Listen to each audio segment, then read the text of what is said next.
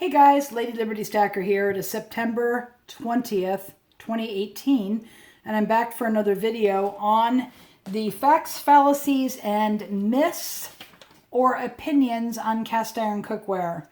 If you've been following my channel for any length of time, I have been putting out videos on cast iron restoration, cleaning, seasoning, cooking since July of 2017.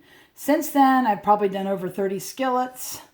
I cook on it every day or almost every day. I've stripped them. I've given some as gifts. I've sold some. And I probably have over 25 in my own collection. So I'm not an expert, but I think I have a good base of knowledge in which to share with the community, anybody that's interested in cast iron. And I've had a lot of comments over the year, some of which make a lot of sense, and other ones which are based on they're not based on fact. They're just somebody's opinion, and I kind of want to set the record straight in some of those. But before I get any further, there are two websites that I'm going to link in the description below. One is from the Wagner Griswold Society. They have a site all about, purchasing, collecting, restoring, and reseasoning old vintage Griswold Wagner ware from Sydney, Ohio, cast iron. For those people that aren't aware of those are vintage cookware. They were made up until about the early 1960s. And they merged at one point, but it's actually, they were around, Griswold was originally Erie, out of Erie, PA, and Wagner ware is out of Sydney, Ohio. And there's lots of great vintage cast iron that are also collectible. Some of them are Birmingham Stove and Range, that's out of Alabama. And then you have WAPAK, that's WAPAK. And there is Chicago Hammered. I can't remember the correct name of it. I don't run into it often here where I am, so I'm not that familiar with it. But there's a lot of quality cookware out there. I started collecting this stuff when I started to buy Lodge in late 2016. It's the Modern Lodge, and it will cook.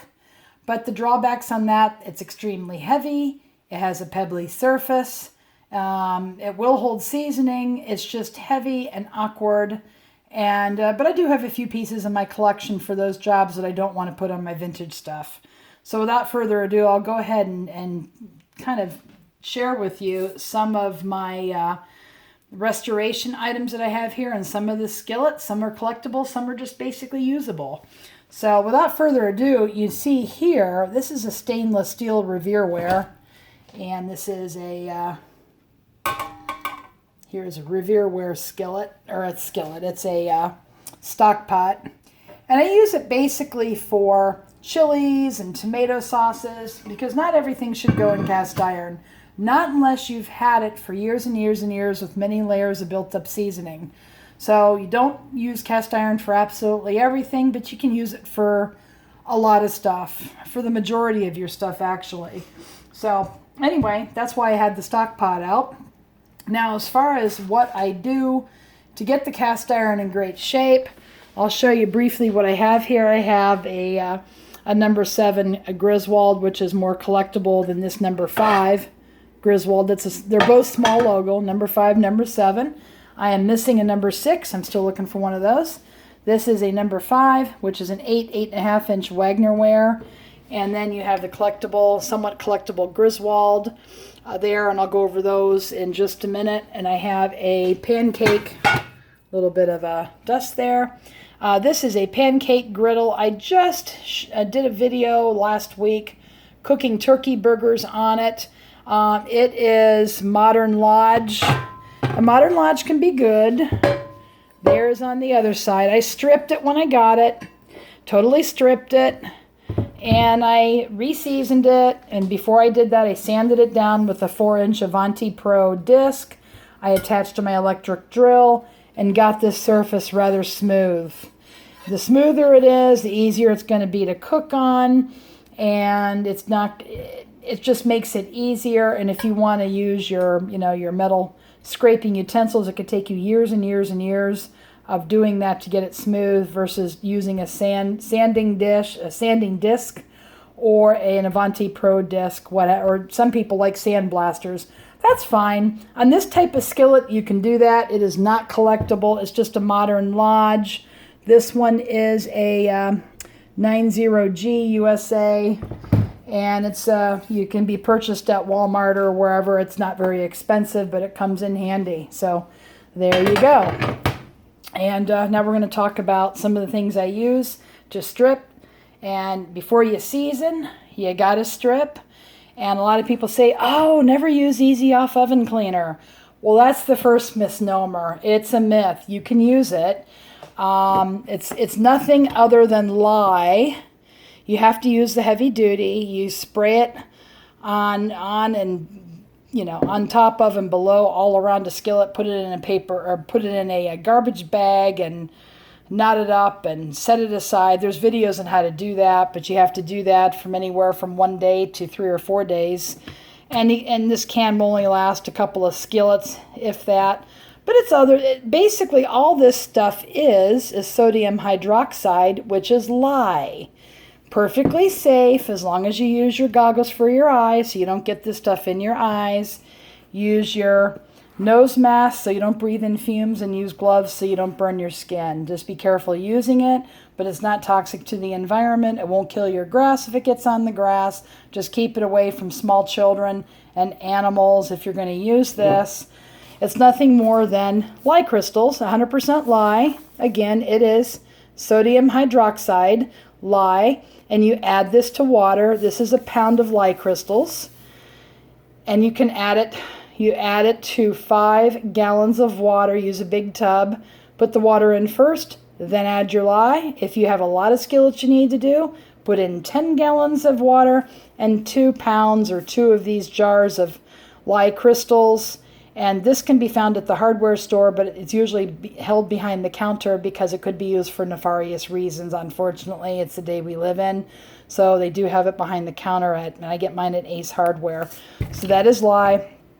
So lye bath and Easy Off removes the crud, removes the old seasoning, but it will not take off rust, and it will not take off the hardened seasoning that looks like this. Okay, and some of this stuff just does not come off. I probably could have soaked that in vinegar for a lot longer, but then you risk damaging the actual metal on the skillet. So at any rate, electrolysis, it does a quicker job. Electrolysis does what a lye bath does, but it works quicker, but all of it won't necessarily remove the rust. So if you need to remove the rust, you can use vinegar. Use a 50-50 soak of vinegar and water, and you cannot leave them in there indefinitely. You can leave a skillet in a lye bath in the initial period for a week, a month, sometimes longer. It really doesn't matter.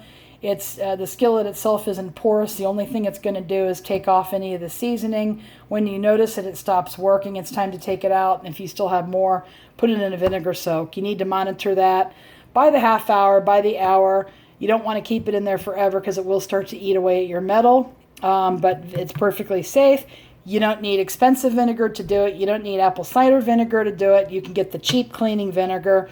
I get this at Costco, which is pretty cheap, and go from there.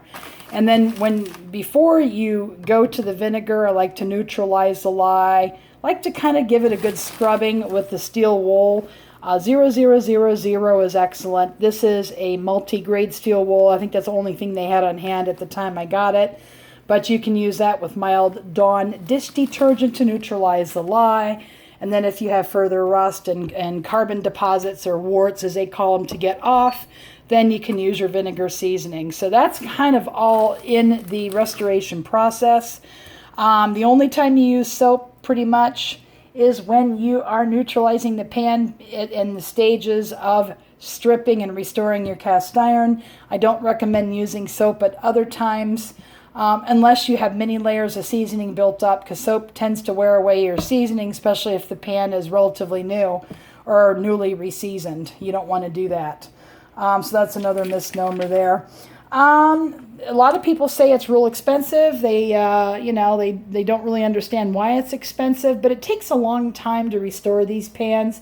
It's taken me sometimes upwards of a month to do it. Not available grease, a month available grease, but you have to soak it in your lye bath, and then you clean it with your Dawn and your steel wool, and then you put it into your vinegar soak, and then you start to season it. So it takes a while to do this stuff. So people's time is worth money, and if you're not willing to do it yourself, you're going to have to pay to do it, and this stuff is heavy, and they have to ship it to you, and it costs them something, so they're probably going to pass that cost on to you. Most people that buy the cast iron do understand that. That's kind of how it works. Also, as far as seasoning goes, the best tools I have here are shop vac towels. These are purchased at Walmart. These are lint-free. These are Scott. Scott works great. Sometimes I use regular paper towels. And then as far as the seasoning goes, here is Crisco. Crisco to me works the best. This is an old cotton rag from a t-shirt. I use it over and over and over again. But when you're done, you have to dispose of it safely. Put it out maybe with the trash in a plastic bag. I don't know. I mean, I just tend to kind of reuse mine over and over and over again because you don't want to throw them in the corner of your basement because it can start a fire that's very flammable. So on that, just be careful with your cotton rags, but I use it with Crisco. The other misnomer is flaxseed oil. A lot of people like to say that flaxseed oil is the best. Flaxseed oil, I've tried it. I followed the directions. There's somebody that kind of perfected that method. But number one, flaxseed oil is expensive. The correct kind of flaxseed oil is organic, pressed flaxseed oil, I believe, cold pressed flaxseed oil, and it's only good for about 6 months. It needs to be refrigerated, otherwise it goes rancid. This stuff lasts forever. I've had this stuff now for a couple of years on Crisco. It's like lard. You could actually use lard on seasoning. It doesn't really matter. This stuff, you just have to know the smoke point of it when you're seasoning, and there's videos to show you how to do that. So that's kind of what I use. As far as cleaning, I just use the same temperature of water that the skillet is when I take it off the stovetop. And this is chainmail, stainless steel chainmail. It will not damage your skillet. It'll get all the pieces and parts off. I rinse it really good with water, then dry it over the stove and do a mini reseasoning session. So there you go. And I'm going to be right back. I'm going to show you the website. Okay, here is the Wagner Griswold Society, and this is what the site entails. They show you how to do cast iron electrolysis, cast iron restoration with lye, seasoning it, aluminum, and you don't want to, aluminum's treated all differently. I don't even deal with aluminum because aluminum, as far as I'm concerned, is not safe. Suggested packing if you're going to flip and sell cast iron. They have a section on that, how to do it. And then you have all your things over here that they tell you about. So it's www.wag-society.org. And then there's another section on cleaning with lye. They recommend cleaning with lye. So I don't think that they're going to recommend that if it was toxic. So there you go. The other site that I recommend is a cast iron collector. They go into all kinds of areas here. We have cast iron restoration, how to strip and clean it using lye, electrolysis, seasoning, to cast ironware, all different types of cast ironware, collector resources, cooking with cast iron, discussion forums. And the people that run this site also run the PyreXcollector.com. So very handy site, and just check it out, guys, and check to see if what I'm saying is indeed accurate. But I get a lot of my stuff from this site, and I check it frequently because as information is learned about the restoration process, they update the website accordingly. So I will be right back and finish up with my skillets. Okay, I'm back again. Again, this is my new Lodge pancake griddle, not collectible. You have various degrees of collectability with the Griswold. Here you have two pieces. You have a number 5, and the 3 most common sizes of cast iron on the vintage are number 3, which is what that is. number 5, and number 8. They're still collectible. The larger sizes tend to be more collectible than the smaller sizes are, but it also depends on how rare they are. This one here is a number 5 small logo Griswold, and it's probably somewhat collectible, but it's a common size. So the large logo is going to be more collectible than the small, and that I'm not sure why. Probably because the large logo, there's not as many of them. By the same token, here's a number 7. It is a large logo Griswold. Of course, it has some warts there that couldn't come off. It was really stubborn. This pan took me forever to do, but it's a wonderful omelet pan. The inside is very smooth.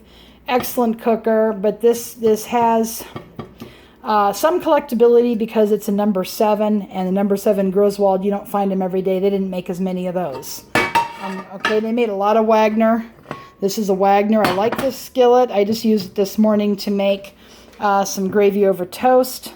It tends to spin a little bit, but it cooks great because it's relatively even on the interior. You want it to be even here, so it doesn't pool oil in certain places. But it is a number 5 there, and but not quite as collectible.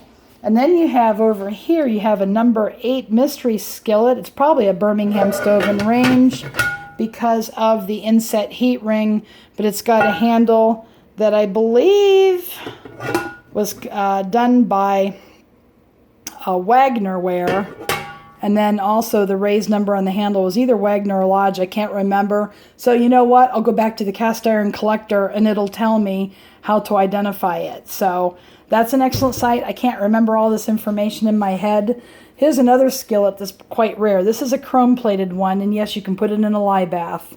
You want to watch the vinegar, though. The vinegar could eat away it, but this is a chrome-plated on the outside, as you can see. And has a little warped, but this is great for baking. I use it for mac and cheese. You can use it for baked recipes in here. It's fabulous, and it will, meatloaf and whatnot, and so on and so forth. So that one could be collectible. You just have to say there is a bit of a wobble. The wobble sometimes takes out the collectability, but it's a number 9. It's chrome-plated. It's more rare, so it will be higher in value than those that are more common.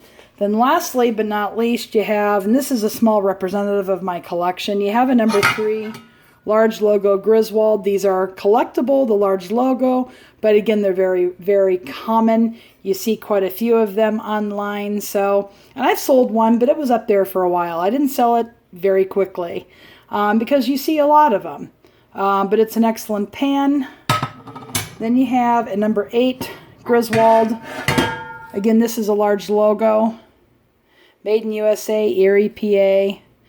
And this one I got in a seasoned state. There was no really crud on it, but I stripped it myself and redid it, and it's an excellent pan now, so we'll go ahead and put that aside.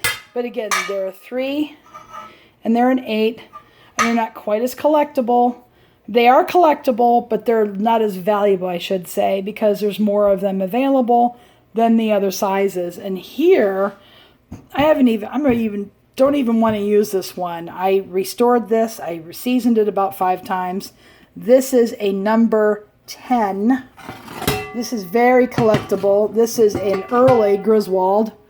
It's a slant logo Griswold. It says Erie 716. And this is a 10. They're very, very rare. These sell for anywhere from $150 to $250 online. And I have that as kind of one of my prize finds. I found it in an antique mall. I think I paid $45 for it. It was in fairly decent shape when I got it, but I stripped it. And so here, this one is extremely collectible, very little wobble, and has the heat ring. So the heat ring will tell you it's very, very old. So anyway, that is some of the things that differentiate vintage cast iron, some which is collectible, more collectible than others, some which is more valuable than others, and then of course the modern stuff. And you can strip and season the modern stuff to get rid of that pebbly surface, if you want to do it. If you don't, it'll still be fine for you. It's just going to have that, it's going to take a long time to wear that down. So any questions, go ahead and feel free to put them below. I tried to make this video as condensed as possible. I have a lot of information just from my working with this stuff over the past year, but I will reference some of my past videos that pertain to some of the points I've talked about in this video, and I do appreciate you guys watching. Please remember to like, comment, and subscribe if you haven't already. When you hit the subscribe button, hit the little bell to be notified of updates or uploads when they become available. And thanks for watching, and go make it a great day.